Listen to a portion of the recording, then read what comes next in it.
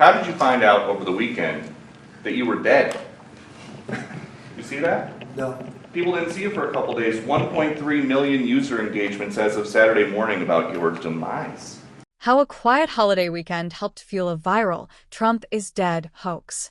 By your newsroom, September 3rd, 2025.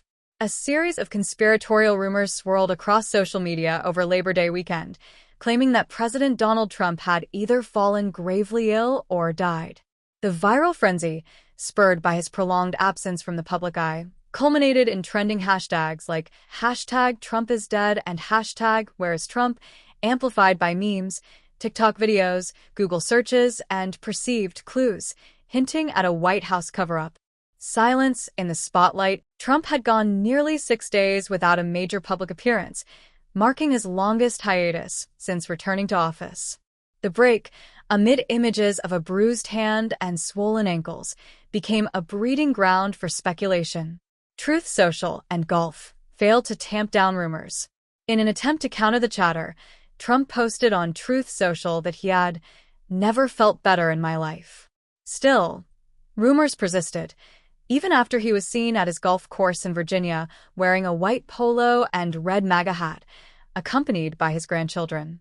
Confronting the fake news in the Oval Office. At his first public press appearance in a week, held in the Oval Office on September 2nd, 2025, Trump was directly asked how he found out that online chatter said he was dead. With a smirk, he replied, Last week I did numerous news conferences, all successful. They went very well, like this is going very well.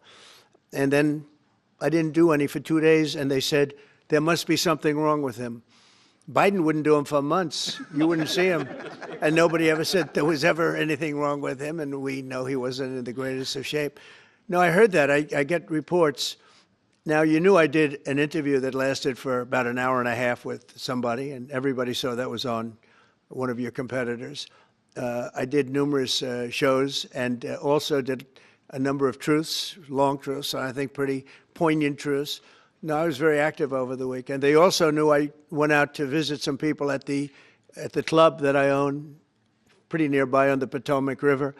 And no, I've been very active actually over the weekend. I didn't hear that one. That's pretty serious stuff. Medical context and reassurances. The White House clarified that he had chronic venous insufficiency, a common vein condition in older adults, contributing to swelling in his legs.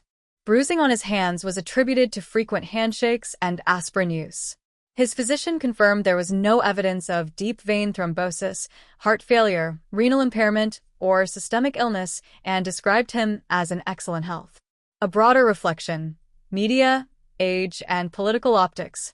Axios notes that Trump, at 79 years old, is now the oldest U.S. president ever inaugurated, narrowly surpassing Joe Biden. The intense focus on his health and the double standards perceived in how the media covers his fitness has become increasingly visible, with some seeing parallels to media scrutiny of Biden's age.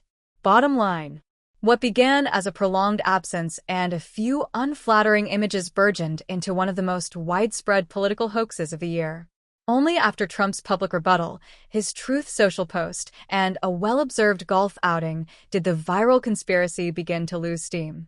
Still, the episode underscores the speed and scale at which misinformation can spread, especially when digital platforms thrive on sensationalism.